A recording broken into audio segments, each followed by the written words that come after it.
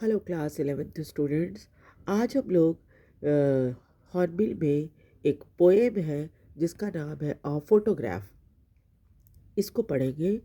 और इसकी पोएट जो है वो है शर्ली टॉल्सन। अब चलिए देखते हैं पोएम में क्या बातें पोएट जो है वो कह रही हैं।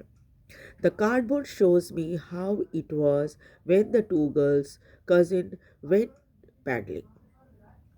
कार्डबोर्ड, वो जो एक आपने देखा होगा फोटोग्राफ जो है कार्डबोर्ड के ऊपर लगा रहता है ना, फोटो फ्रेम में। तो क्या है कि वो उस फोटो फ्रेम को देख रही हैं और इसमें दो लड़कियां हैं जो कि कज़न हैं और ये सब के सब समुद्र किनारे पैडलिंग करने के लिए गई थी। आपने देखा होगा पैरों से नाव को चलाते हैं, उसमें पैडल बना रहता है जिसको आपको पैरों से घुमाना होता है।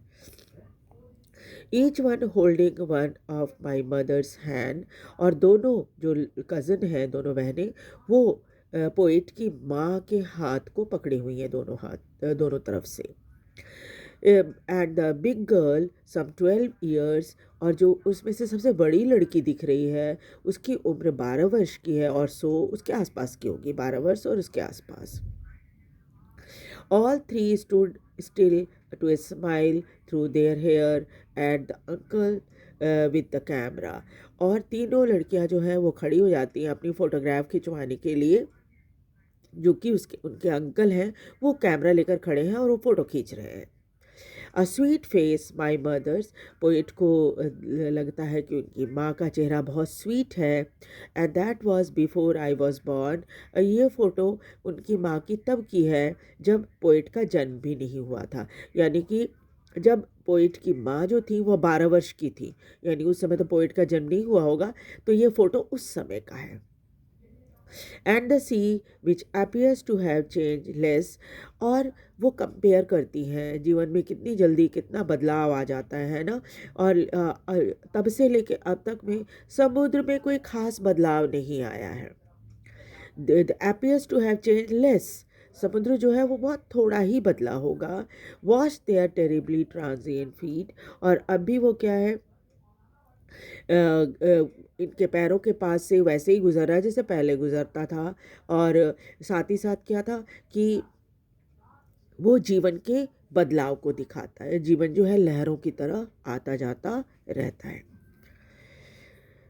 सम 20-30 ईयर्स लेटर, अब क्या था, लगभग 20-30 साल गुजर चुके हैं। And she laughed at the snapshot, अब वो जो अपनी फ़ोटो को देखती हैं तो हंसती हैं और क्या कहती हैं, सी बेटी एंड डॉली, देखो इस फोटो में जो दो, इनके अलावा जो दो लड़कियां हैं, बेटी और डॉली, उसके बारे में वो बताती हैं।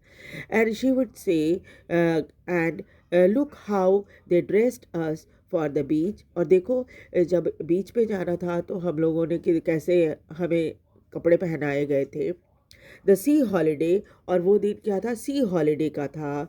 Was her past, mind is her laughter, और अब तो सब बीती हुई बातें हो गई हैं और उनकी हंसी भी अब बीती हुई बात हो गई है, क्योंकि अब तो वो फ़ोटो में देख रही हैं उनको। Both weary with the laboured ease of loss, दोनों को बहुत दुख है कि बहुत कुछ उन्होंने खो दिया है। पोएट ने तो अपनी माँ को भी खो दिया है ना, उसका रेफरेंस भी यहाँ है। Now she has been dead, अब उनकी मृत्यु हो चुकी है। Nearly same as years as the girl lived, जैसा 12 वर्ष की उम्र में जब उनकी फ़ोटो खींची थी इनकी माँ की, पोइट की माँ की, और उस समय से लेके अब तक का जो समय है वैसे ही 12 वर्ष हो चुका है उनके मौत के। उस 12 वर्ष की उम्र में उनकी फ़ोटो खींची थी, अब 12 वर्ष हो चुके हैं उनकी मौत के। Early as many years as the girl lived, जितना जितना वो जिए थी उस फोटो में, जितने दिन वो जिए थी वो फोटो है ना। And of this circumstances there is nothing to say, all its silences, और अब ऐसी सिचुएशन में जब सब कुछ कितना बदल गया, इंसान के लिए कितना बदल जाता है सब कुछ समय के अनुसार, तो अब कहने के लिए कुछ भी नहीं है। ठीक है, तो ये है तो है फोटोग्राफ। अब चलिए इसमें क्या क्या चीज़ें हैं जो आप थोड़ा ध्यान देंगे, एग्ज़ाम में इससे रिलेटेड क्वेश्चन भी आ सकता है। और वो क्या है, सबसे पहले तो देखेंगे हम एलिटरेशन। एलिटरेशन कैसे पहचानते हैं? जो फर्स्ट लेटर होता है वो कॉन्सोनेंट होता है और अपने ठीक बगल वाले या जिस लाइन में वो लेटर होता है उसी तरह से के लेटर्स और भी कई होते हैं। जैसे चलिए मैं आपको दिखाऊंगी तो आपको समझ में आने लगेगा। सबसे पहले देखिए माई मदर, दिख रहा है? अब माई मदर में एम यहाँ भी है, यहाँ भी एम है, तो इसको हम एलिटरेशन कहेंगे। ऐसा नहीं है कि सिर्फ दो ही शब्दों में ऐसा होता है, दो से ज़्यादा शब्द भी हो सकते हैं। जैसे यहाँ देखिए, stood still to smile, as as और एस सब अगल बगल में ही है ना? इस तरह से भी सेंटेंस में अगर वर्ड्स लिखे हुए हों तो इसको आप एलिटरेशन का एग्जाम्पल कहेंगे। उसके बाद देखिए और क्या चीज़ जो कि यहाँ इसमें इस्तेमाल हुई है, जो कि एग्ज़ाम में आ सकता है, उसको ये शब्द है लेबर्ड ईज़। लेबर्ड मतलब आप समझते ही है ना क्या होता है? हाँ, लेबर्ड मतलब होता है मेहनत और ईज़ मतलब आराम। तो दोनों अगल बगल में दोनों शब्द लिखे हुए हैं और दोनों की मीनिंग बिल्कुल अलग है, उल्टा है, आप कह सकते हैं।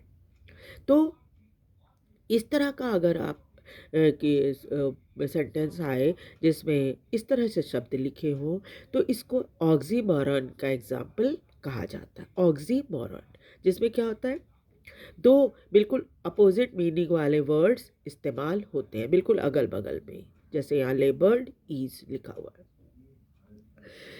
और भी एलिटरेशन के तो बहुत सारे एग्जाम्पल हैं, आप देखिए ढूंढेंगे तो आपको बहुत सारे मिलेंगे। दो तो मैंने बता ही दिया है आपको।